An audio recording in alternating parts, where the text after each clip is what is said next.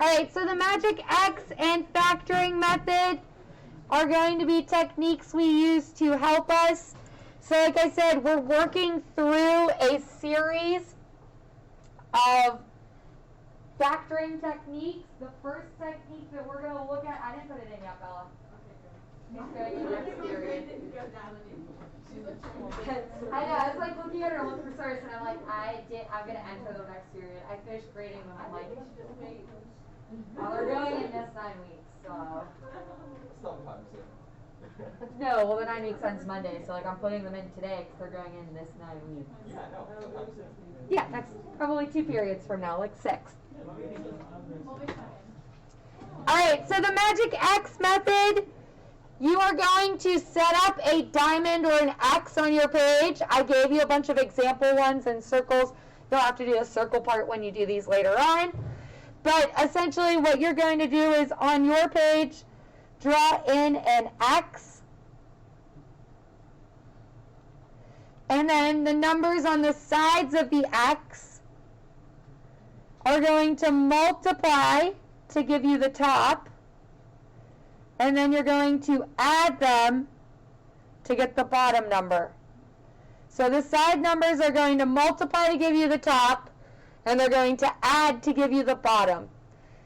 So the magic X method is a method in which you have 2 factors, and they sum to the bottom and add to the top. Or they add to the bottom and multiply to the top.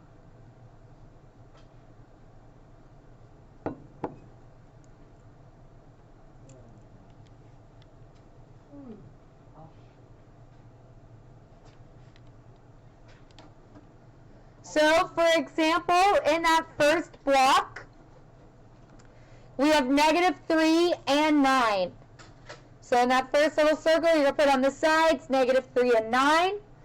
And your rule is that they multiply to the top. So -3 times 9 is... And -3 plus 9...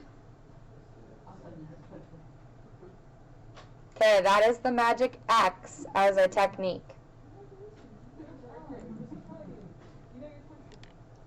Okay, what happens if you're given the top number and you're given the bottom number and you have to find the sides? So now I need 2 numbers that multiply to the 12 and add to 7. Nick? Yeah, so I'm taking my process in reverse. And Miss Bella Jenkins, did you know the answers? Yeah, I know the answers. God, what are they? 3, 4. Perfect. Good job. I saw your hand up. So 3 times 4 is 12. 3 plus 4 is 7. So that gives me my top and bottom. Okay, my top's negative and my bottom is negative. In order to multiply to get a negative, that means one of my numbers needs to be negative and one needs to be positive. Good. So I need a negative number and a positive number that add to that 7 and multiply to 18. Colton? Perfect. So -9 and positive 2.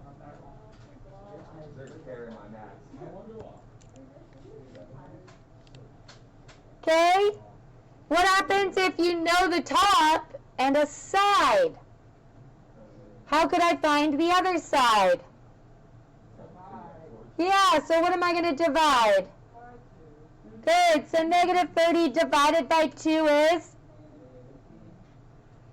And then to get the bottom, yeah, you just add them. So -15 plus 2. Excellent.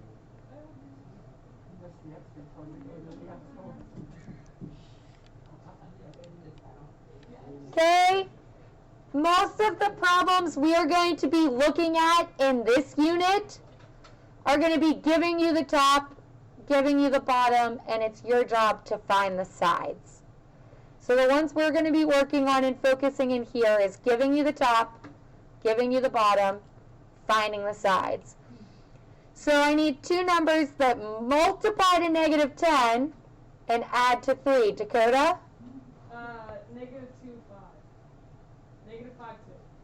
You're right.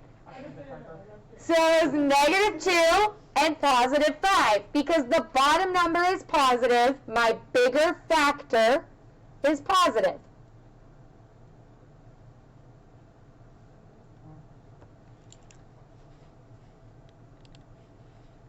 Okay, 24 and -10. Now, if your top number is positive and your bottom number is negative, okay, Jordan, what do you think? Is it -4 or -6? It is. So did you notice that both answers he gave me are negative? So if your top is positive and your bottom is negative, both your sides are negative, because a negative times a negative gets you to a positive.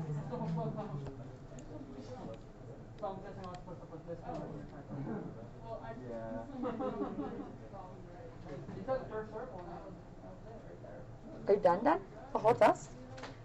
Oh, please, you can throw it there. And then grab your notes. Okay.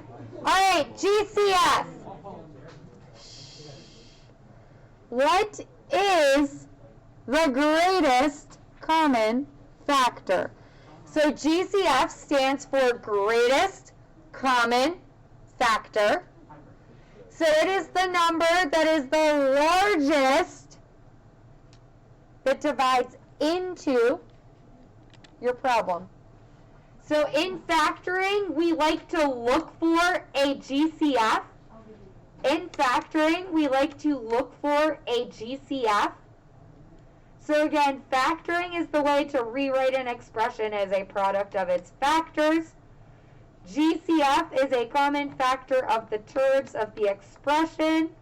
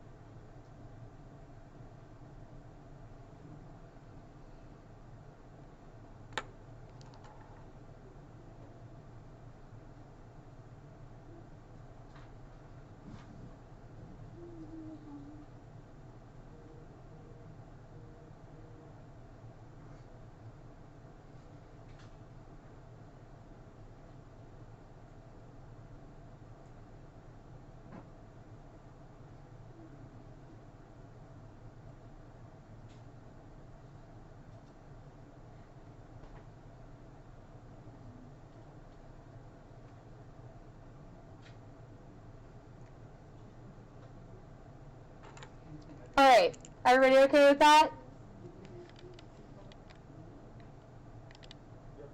Alright, so in the example, 6x plus 18, what number divides both into 6 and 18? Mick? Yeah. So my GCF is 6. So whatever number you divide in goes out in front. And then you got to tell me what's left behind. So if you take away a 6, you're left with 1x, good. And then 18 divided by 6 is... So the GCF is like distributive property in reverse. I should be able to distribute my GCF and get back to my original. I should be able to distribute my GCF and get back to the original.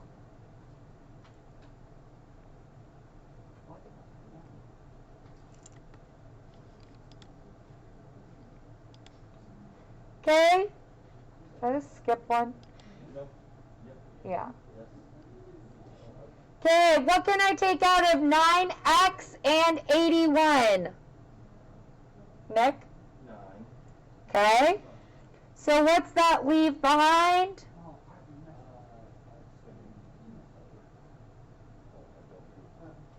81 divided by 9 is 9.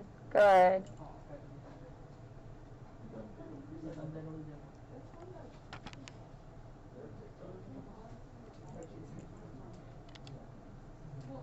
Okay, x to the fourth plus x squared. X to the fourth plus x squared.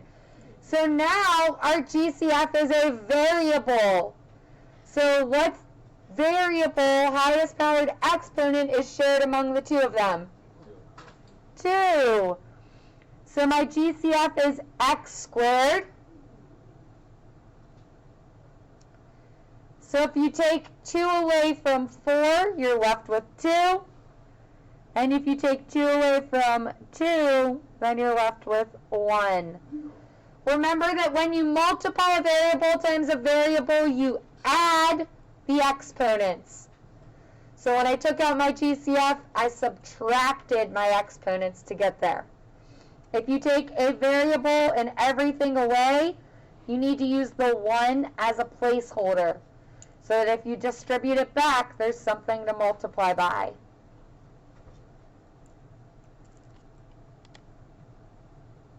So now combine those two parts together. So now my GCF is not only just a number or just a variable, but it is a number and a variable. So it's the highest powered number that can divide into both of those. Dakota? Would it be 5x? It is 5x. Because both divide by 5 and both have at least one x. So I can take out a 5x. So 5 divided by 5 is 1. X cubed, taking 1 away, leaves x squared. 15 divided by 5 is 3. And I took the x away, so it's totally gone. So my GCF is 5x times x squared plus 3.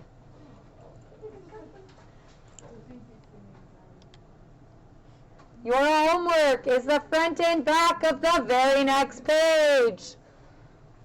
Your homework is the front and back of the very next page. You're right, that was short and easy. I told